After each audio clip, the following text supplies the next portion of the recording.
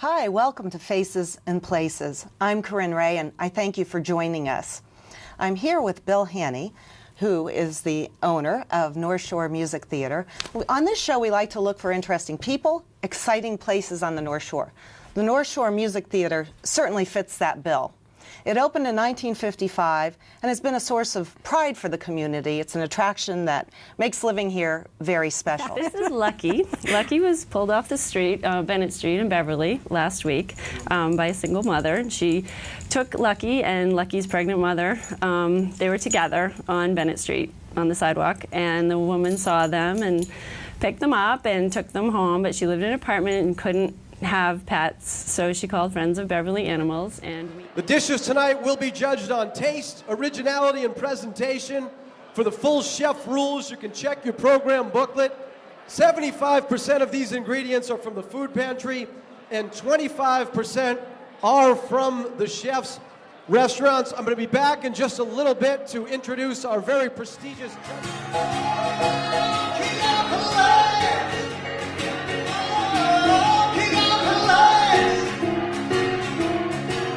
Kick out the lights.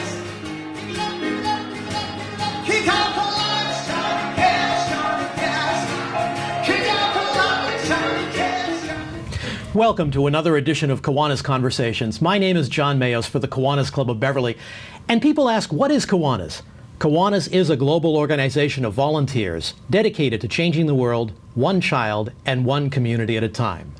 This afternoon on Kiwanis Conversations, I have two guests that are going to tell us about just a stellar event on the North Shore, and it is for the Hospice of the North Shore in Greater Boston. I have with me today on set Elizabeth Maycomber and John Cohane. And really welcome. Welcome to the show. It's so great to have you both with us. And the event... And tell us about this great Paint Your Own Pottery workshop. This is a great walk-in space for the community to come in with their kids, adults alike. It's good for all ages. People come down and paint for a day, and they have pottery back in a week. And do you have regularly scheduled classes or training sessions? What's this? I don't know. It looks like there's something happening here. I'm know. not exactly sure. I don't know. They're not running away. No. What are they up to? People are running from Looks the crowd. Like, I don't know. Looks like they're either going to play a game or they're going to dance. I don't know. They're going to dance? Oh, wait. Oh, look at that. That's perfect. That's Good great. job, Mom Bob. how long, love? How long, love? How long, love? How long, love? Yeah, I know you also have pots and pans we're going to show. Mm-hmm. But let's start with the knives and kind of go through some things we should be looking for when we go to purchase knives. Sure, absolutely. So the first thing to consider, in my opinion, when you're looking at knives and pots and pans for that matter, is price point. You know, like you just said, there are a lot of quality and prices Now, for an available. example, let me interrupt you. Normally, It seems to me that it's a good idea to get more people involved in local issues and local politics, get different ideas. I mean, your ideas are 30 years old. Well, actually, that's very interesting, because I have been appointed to the planning board both by a very anti-development mayor, Mayor Monahan, and appointed also by a very pro-development mayor, Mayor Scanlon. Welcome to another edition of Reflections. I'm Fred Hammond, and my guest today is my good friend Ed Brown of the Beverly Historical Society. Ed, you grew up in Beverly Farms, I think. I did. And live in the same house. It's kind of surprising, Fred. I feel a little, I don't know whether I should say honored, but to have you invite me back twice. Because this is I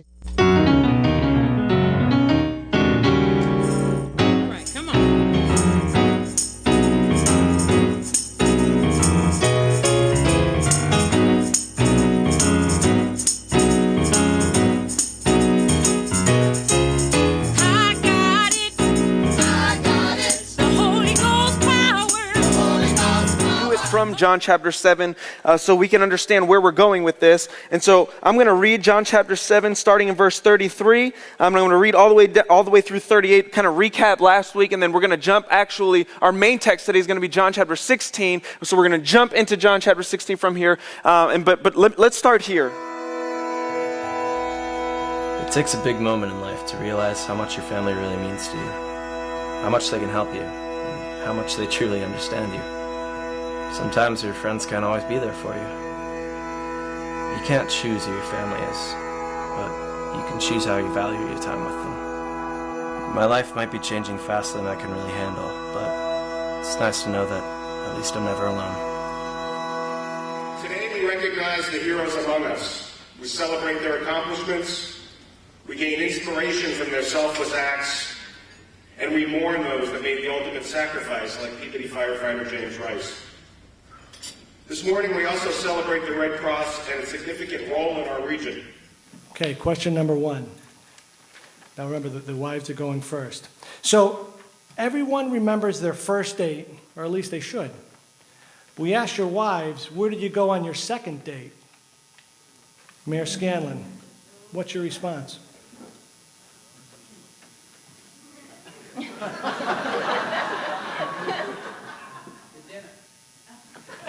To dinner.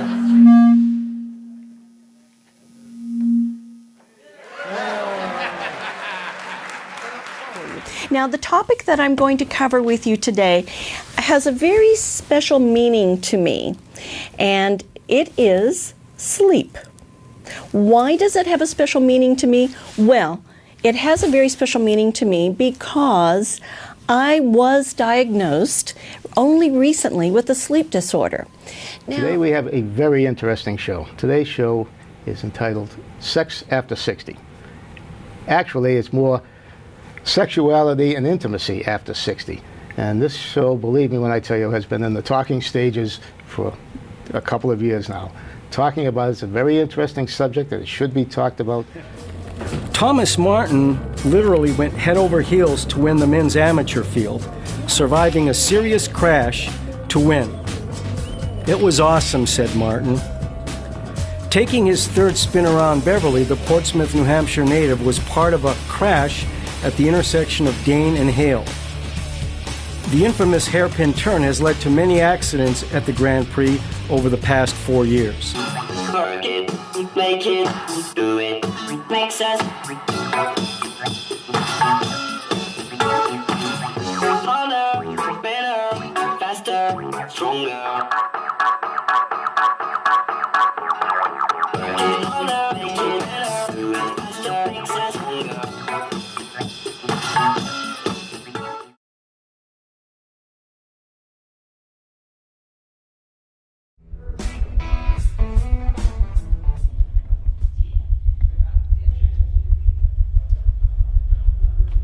Hasta la vista, baby.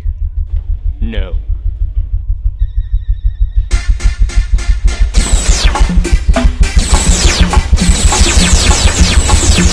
It's been a really positive change for me, just in terms of being in a brand new building and having all of this technology accessible has been really great. The staff has been super welcoming. Students have been really hospitable and helping me out and getting me settled. So far it's been nothing but positive. Sounds good. Hi, I'm Corinna Jemian. And I'm Mary Burke. And this is the Culinary Project. In this episode, we're going to help you make your Thanksgiving quick and easy by cooking some holiday essentials. So turn on your ovens, tie up your hair, and let's start cooking. Let's start out today with the apple pie. This recipe is simple because you don't have to put a million ingredients in it. It's easy to make and tastes great. I cannot go to school today, said little Peggy. And Ann McKay. I have the measles and the mumps, a gash, a rash, and purple bumps. My mouth is wet, my throat is dry, and going blind in my right eye. My tonsils are as big as rocks. I've counted 16 chicken pox. I decided on Elon University.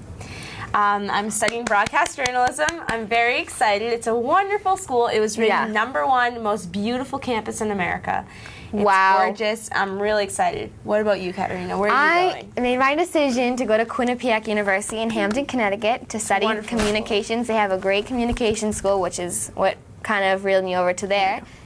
I wonder where wildflowers wilt, stump at their stems and pain at its petals, hurt humming hearts, hand at the hilt.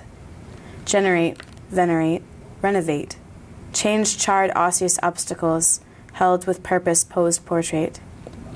Pocket me with wistful wandering, soft soul. And I want it, and you got it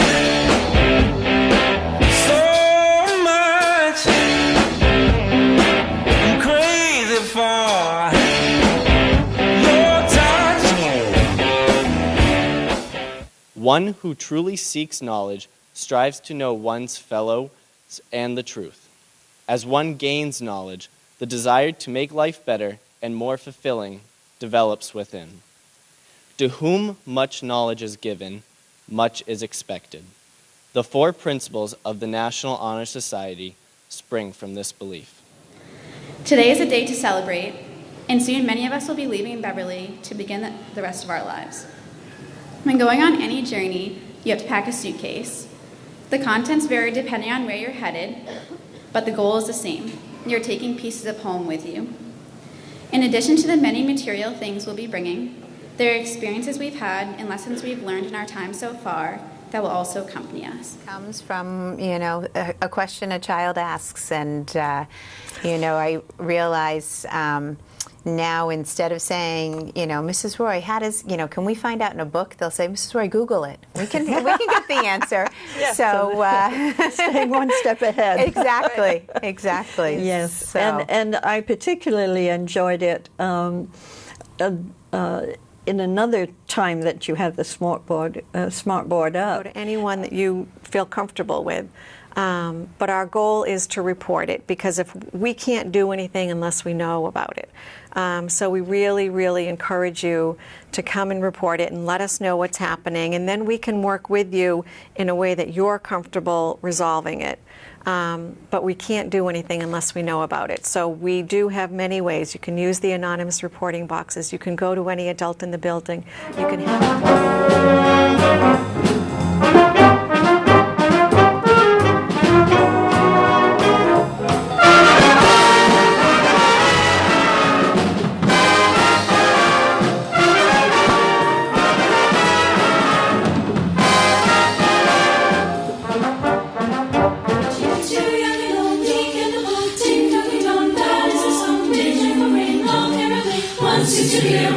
cheer from everywhere, filling the air. Oh, how they come, raising the sound, oh, the dance, hallelujah. Hearing wild people sing songs of the cheer. Christmas is here, ding dong, ding dong, ding, it's fun, ding, joyful, ring, ding.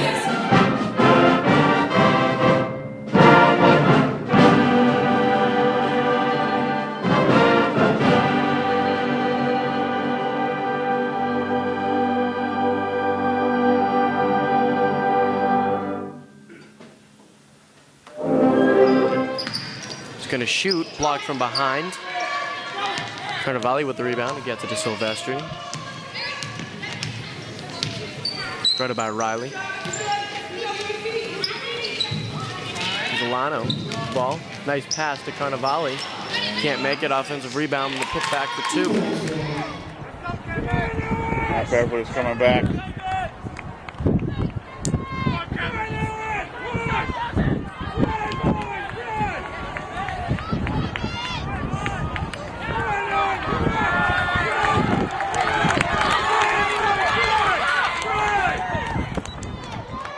Performing a second vault. Another Yurchenko.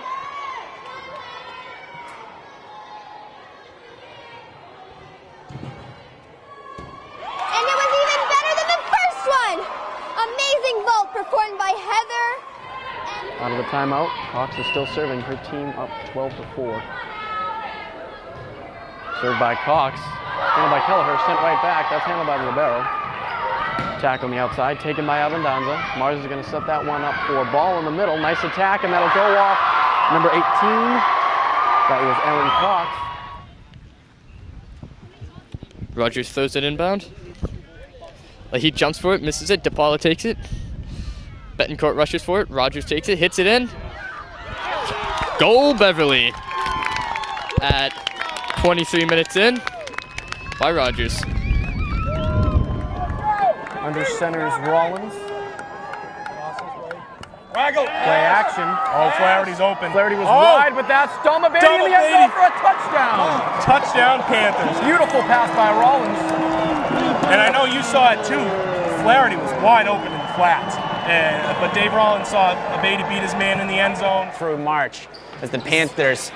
No matter what happens tonight, this team has looked so much more alive than they have in the past 6 or 7 games. These next 8 minutes, the Panthers could punch their ticket to the state tournament. In the next 8 minutes, the Peabody High Tanners can shake things up in the NEC and keep their postseason dreams alive. That wouldn't have been a... Franco with it now. Big minutes out of Franco tonight. Birchoff with it for 3. Can't get it. Keaton, big rebound. Chris Keaton gets hammered in 1. Chris Keaton, double 3, gets it for the Panthers. One of our leaders from the back. She hasn't been called upon to put the ball in the net, but this is where we need it. Beverly perfect so far. Let's see if all those trainings of U12, U14. This might be a Brandy Chastain goal, I think. There it is! That's it! There it is! That's it! Take the top off! Look at this. We are going home, baby. Can you believe it? Division 1 North. Do you believe in miracles? Yes!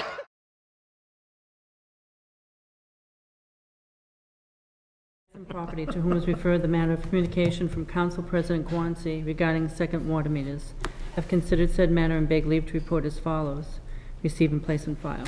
Questions or comments? Question comes on the acceptance of the proposal and the adoption of the order. All those in favor, aye. Aye. And all opposed, motion carries 8-0. And our total district population at this point is 4,557 students, with 51% at the secondary level and 49% at the elementary level. Are the Sawyer Road kids in here? Yes. I believe they are under Cove, yes. Okay. And I wonder if that consolidation could be a model to try to replicate in other areas between cities and schools, like finance, maybe like HR, maybe technology, IT stuff. Has anybody given? I know there was talk in the past about finance. I think right around the time the discussion about buildings and grounds took place. But has there been any thought to any other areas that may make sense to pursue? I was a member of the consolidation committee, as was Paul, and at the time we did look at all of those areas and we set a schedule going forward. Today we have with us the 4 candidates in the Democratic primary for Governor's Council from the 5th District. To my immediate left is George O'Brien, an attorney from Salem.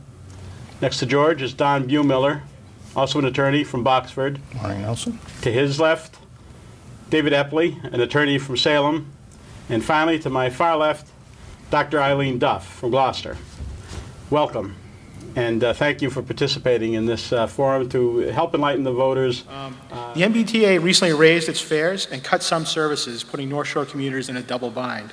And despite a legislative bailout this year, it looks like things are going to get worse. How do you fix the problem?